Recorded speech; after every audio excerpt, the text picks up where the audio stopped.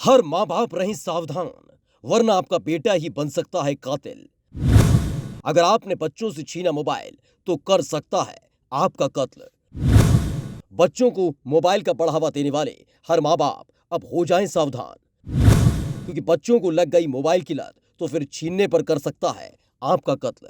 Digital के बढ़ते दौर में इंटरनेट का ज्यादा बढ़ावा मिलने से इसके आने वाले दिनों में बहुत ज्यादा बुरे प्रभाव देश के हर नागरिकों पर पड़ने वाले हैं, क्योंकि अब उन नन्हे मुन्ने छोटे बड़े बच्चों के हाथों में खेलने वाले सामानों के बजाय ज्यादातर घर की महिलाएं अपने बच्चों को मोबाइल देकर उन्हें पूरब का दौर, सभ्यता, संस्कृति छोड़ डिजिटल के बढ़ते दौर में बढ़ावा देना चाहती हैं। फिर तो ज्यादातर बच्चे मोबाइल पर इंटरनेट के सहारे ऑनलाइन पढ़ाई करने के बहाने यूट्यूब पर वीडियो देखना, तमाम तरह की सोशल वेबसाइट को सर्च करना, अच्छी बुरी तस्वीरें देखना, अच्छे बुरे गेम खेलना, मोबाइल हैक करना, क्राइम करने, राइफल चलाने, यानी तमाम प्रकार की गलत गतिविधियों पर आधारित बने वीडियो को देखकर ऑनलाइन ठगी करना, सट्टा लगाना, गेम खेलना, मानो ये सब करना इन बच्चों की अब लत बन चुकी है।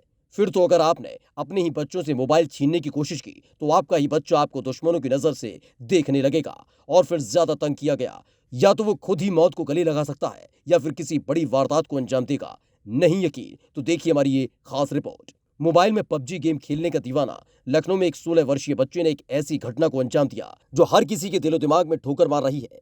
जिस बच्चे को माँ बाप बड़े प्यार से पाल पोस रहे थे, आज वही बच्चा अपनी माँ को पिता की रखी पिस्टल से 6 राउंड गोलियां चलाकर उसकी हत्या कर दी। माँ की हत्या करने के बाद वो माँ के शव को कमरे में बंद कर घर छोड़ अपने दोस्तों के साथ पार्टी करने लगा कि जिससे किसी को इस वारदात के बारे में कोई जानकारी ना हो सके।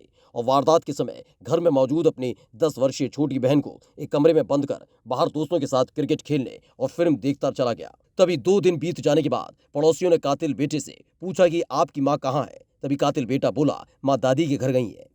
लेकिन कातिल बेटे का पाप छिपता कहाँ कि कमरे में पड़ा माँ का शव सड़ने लगा था, उससे बदबू आने लगी थी। इसके लिए भी इसने शातिराना हरकत की। बदबू खत्म करने के लिए इसने कमरे में रूम फ्रेशनर का इस्तेमाल किया, मगर रूम फ्रेशनर से सड़े हुए शव की दुर्गंध कब तक छिपती। इधर आरोपी के पिता, जो कि रोज अपनी पत्नी से फोन पर बात करते थे मगर शनिवार से उनकी बात नहीं हो पा रही थी, उन्होंने जानकारी जुटाने की कोशिश की तो इसी 16 साल के आरोपी ने एक नई कहानी बुन दी। कहानी ये कि बाहर से कोई आया और उसने माँ की हत्या कर दी। पिता के लिए तो काटो तो खून नहीं वाले हालात हो गए। उन्होंने अपने भाइयों को फोन किया। आरोपी के चाचा और दादी इनके घर पहुंचे तो यहाँ भी आरोपी ने वही कहानी सुनाई। आज रात लगभग 9 बजे पीजीआई पुलिस को एक सूचना मिलती है कि साधना सिंह नाम की एक महिला है जिनकी गोली मार करके हत्या कर दी गई है। मौके पर पुलिस पहुंचती है, फोरेंसिक टीम पहुंचती है, छानबीन होती है, पूछताछ होती है मौके पर।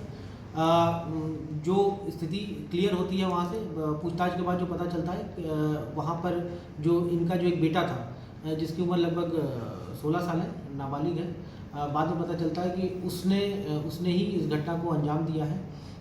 कैसे मारा उसने और क्यों मारा, क्या वजह रही? जो अभी जो प्रिलिमिनरी जो इन्वेस्टिगेशन है हमारी, जो पूछताछ, उससे पता चला है कि ये लड़का जो है ये पबजी गेम का ये एडिक्ट था और इसकी माँ इसको गेम खेलने से रोकती थी, जिससे क्षुब्ध होकर के इसने इस घटना को अंजाम दिया है। इसने अपने फादर की लाइसेंसी पिस्टल थी जिससे इस घटना को अंजाम दिया है। सैटरडे और संडे नाइट को लगभग 3 बजे के आसपास इसने इस घटना को अंजाम दिया। 2 दिन तक ये उसी घर में अपनी सिस्टर के साथ रहा। आज जब कमरे से बदबू आने लगी तो फिर इसने अपने इसने सर पुलिस को गुमराह करने के लिए क्या कहानी बताई थी? क्या इसने बताया कि एक बिजली वाला है जो कि घर में आता है और इस घटना को अंजाम देता है। बट जब बिजली वाले के बारे में जब डिटेल पूछा गया तो ये एक टोटली फेक स्टोरी थी, एक काल्पनिक स्टोरी थी। तभी वो बच्चा क्या पकड़ गया है हिरासत में? उसको हम लोगों ने हिरासत में ले लिया है, पूछताछ चले, आगे की वैधानिक कार्रवाई की जा रही है।